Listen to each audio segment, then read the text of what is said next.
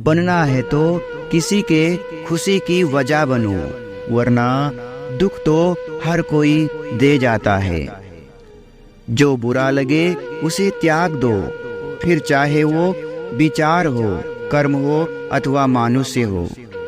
जीवन में कभी आपको किसी चीज से डर लगे तो उसे कभी अपने ऊपर हावी मत होने दो, बल्कि उस पर हमला करके उसे खत्म कर दो।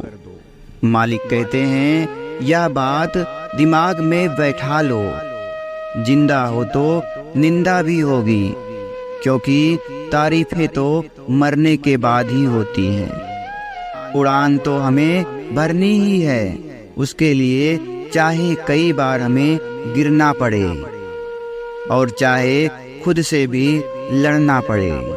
कुछ लोग जिधर की हवा है उधर चल पड़ते हैं, हालांकि ये काम कचरे का है।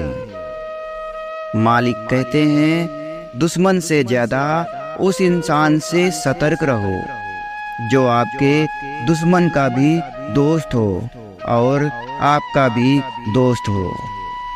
सोच लो, अगर आपका कुत्ता किसी को छोड़कर आप पर भौंकने लगे तो समझ लीजिए उसको खाना कोई और डाल रहा है। मुंह के आगे अलग और पीठ के पीछे अलग बोलने वालों से हमेशा सोशल डिस्टेंस बनाकर रखिए। ऐसे लोग कोरोना से भी खतरनाक होते हैं। अकेले छोड़ने वाले को बताना जरूरी है कि हम अकेले ही काफी हैं। जिंदगी मिली है तो कुछ ऐसा करके दिखाओ, अगर वक्त खराब है तो उसे बदल कर दिखाओ। मालिक कहते हैं, वक्त आपको बता देता है कि लोग क्या थे और आप क्या समझते थे। अगर कोई व्यक्ति आपकी जिंदगी में दोबारा वापस आता है और आपसे माफी मांगता है तो उसे माफ कर दो, लेकिन याद रखना, लोगों पर निर्भर होना बंद करो। खुद में इतने काबिल हो कि तुम सब कुछ कर सकते हो। कोई तुम्हें इग्नोर करे तो तुम उसे 2 गुना इग्नोर करो। बस फर्क जान लेना कि सामने वाले की कोई मजबूरी है या बेवजह जानबूझकर इग्नोर कर रहा है। अगर कोई सफलता आपने हासिल की है तो उसके पूरे हकदार हो तुम। एक प्यारी सी इस्माइल करो, खुद को गर्मनियत समझो और फक्र करो खुद पर। मालिक कहते हैं, अकड़ तोड़नी है तो उन मंजिलों की तोड़ो जिनको अपनी ऊंचाई पर गुरूर है। कभी भी अपमान का जवाब मुंह से ना दें, बल्कि कुछ ऐसा करें जिससे वो इंसान शर्मिंदा हो जाए। उन लोगों से कभी संपर्क ना करें जिन्होंने आपको सिर्फ दुख दिया है। जिससे आप प्यार करते हैं उससे कभी झूठे वादे या झूठी उम्मीद ना करें। मालिक कहते हैं, आज अगर सपनों के लिए नहीं भागोगे तो कल जरूरत के लिए भागना पड़ेगा। और जिंदगी जरूरत वाली अच्छी नहीं लगती है, जिंदगी तो सपनों में जीने वाली मजा आता है। अगर दूसरों को दुखी देखकर तुम्हें भी दुख होता है तो समझ लो कि ऊपर वाले ने तुम्हें इंसान बनाकर कोई गलती नहीं की है। कामयाबी सुबह के जैसी होती है, मांगने पर नहीं जागने पर मिलती है।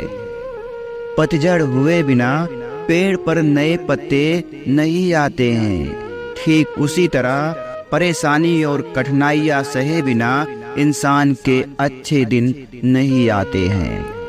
खुद को इतना कमजोर मत होने दो कि तुम्हें किसी के एहसान की जरूरत पड़े। जीत और हार आपकी सोच पर निर्भर करती है। मान लो तो हार होगी और ठान लो तो जीत होगी।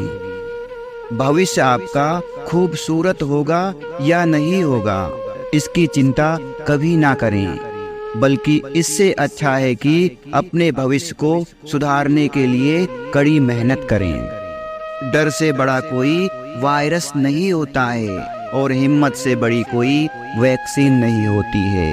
इस दुनिया में अच्छे सभी होते हैं, पर पहचान बुरे वक्त में होती है।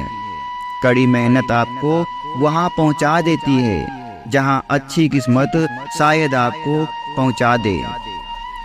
बहुत आसान है कि जमी पर मकान बना लेना, लेकिन दिल में जगह बनाने में जिंदगी गुजर जाती है। संभाल कर रखी हुई चीज और ध्यान से सुनी हुई बात कभी न कभी काम ही आ जाती है। मदद एक ऐसी घटना है, करो तो लोग भूल जाते हैं और ना करो तो लोग याद रखते हैं। कामयाबी का इंतजार करने से बेहतर है उसके लिए कोशिश किया जाए। मालिक कहते हैं सच्चाई के रास्ते पर चलने में फायदा है, क्योंकि इस रास्ते में भीड़ कम मिलती है।